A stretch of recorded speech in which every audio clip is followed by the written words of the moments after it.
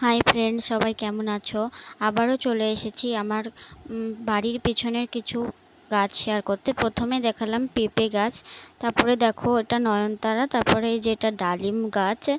ডালিম এখনো হয়নি, তবে হবে কিছুদিন পরে। এটা হচ্ছে মিষ্টি কুমড়ো, আমি লাগিয়েছিলাম, দেখো কত বড় হয়ে গেছে। তারপরে এই যে এগুলো পর্তুলিকা, কত সুন্দর সাদা গোলাপি। আর এই যে আমার ছোট্ট পুষিটা, আমি যেখানে যাই সেখানে যাই। এই যে এটা হচ্ছে বেলি ফুল, আমি ডাল কেটে নিয়ে এসেছিলাম, তার থেকে বেশ ভালো হয়েছে। এটা হচ্ছে টগর ফুল, ফুলগুলো আমি তুলে নিয়েছিলাম ভিডিও করার আগেই, তাই দেখানো হলো না। এটা ছোট ছোট সাদা ফুল, আশা করি এটা সবার বাড়িতেই থাকে।